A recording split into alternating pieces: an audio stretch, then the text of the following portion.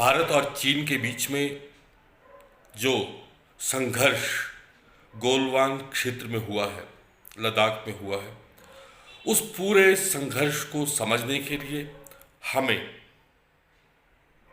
पिछले कुछ महीनों के विश्व के इवेंट्स को, विश्व की घटनाओं को समझने की आवश्यकता है। 2019 नवंबर दिसंबर के आसपास चीन के वुहान से कोरोना वायरस नाम का एक वायरस निकलता है और वो धीरे धीरे पूरे विश्व में फैलता है।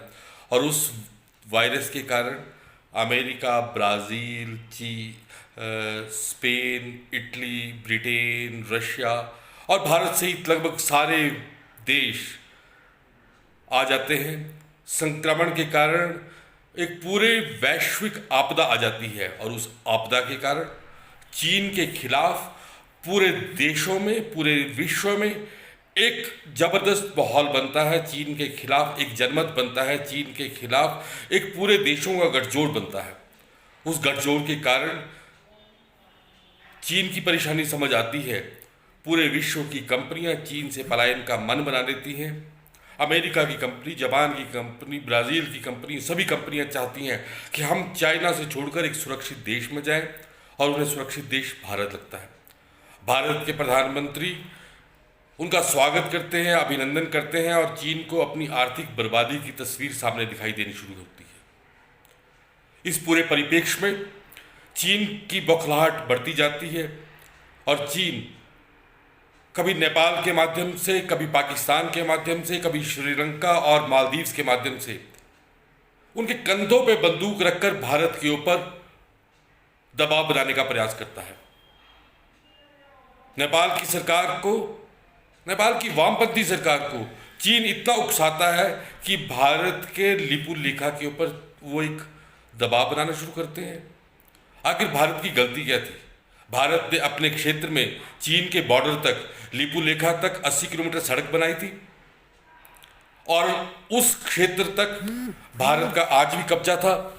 भारत की सीमाएं, भारत की सेनाएं वहां आज भी विराजमान है। लेकिन नेपाल की वामपंथी सरकार को चीन ने उकसाया था।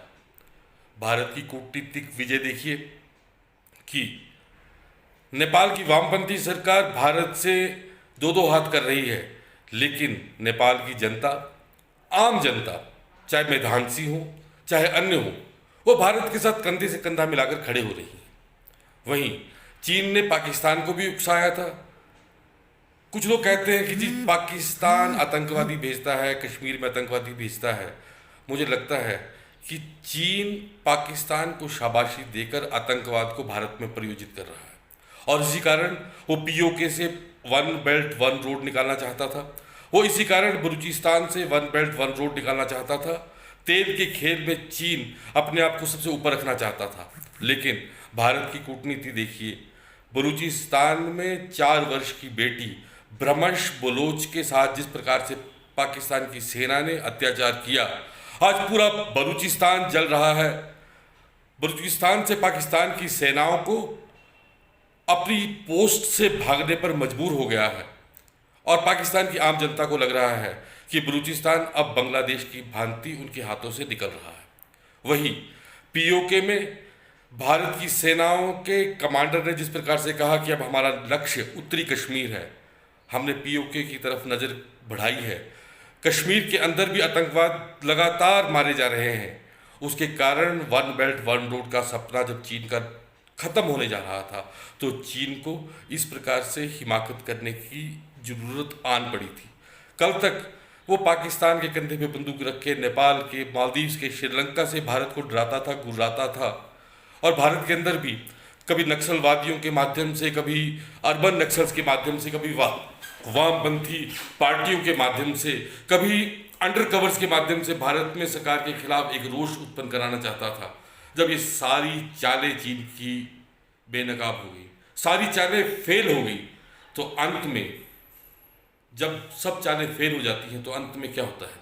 अंत में चाइना को फिजिकल संघर्ष के लिए भारत ने मजबूर किया और भारत के इस संघर्ष के कारण जिस प्रकार से गोलवा में भारत की सेना ने बहादुरी का परिचय दिया है। जिस प्रकार से हमारे वीर अधिकारी संतोष बाबू के नेतृत्व में भारत की सेना ने बहादुरी से लड़ाई लड़ी, भारत के 20 सैनिक शहीद हुए हैं। उन शहीदों को हम नमन करते हैं। उन शहीदों की शहादत को याद रखते हुए चीन को सबक सिखाना जरूरी है। लेकिन भारतीय सैनिकों ने कोई कम शौर्य नहीं किया है, कोई कम पराक्रम नहीं था। भारत ने चीन के 43 सैनिक उसी गोलवान में मार गिराए और चीन को सीधा स्पष्ट संदेश दे दिया कि अब का भारत 1962 के भारत के बराबर नहीं है।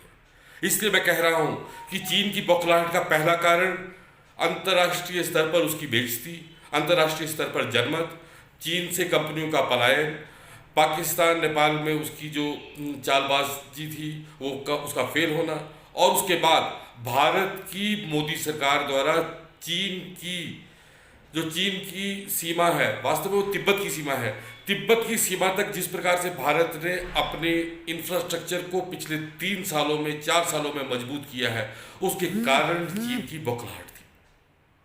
आज जोजिला पास के माध्यम से भारत की सेना लद्दाख पहुंची है। आप याद रखिए, जब रोहतांग दर्रा बंद होता था तो भारत की सेना मूवमेंट नहीं कर पाती थी, लेकिन इन 3 वर्षों में भारत की मोदी सरकार ने जोजिला पास, जो सबसे आसान पास है, उसका रास्ता बनाकर, चकाचक बनाकर पूरी सेना वहां तक पहुंच गई।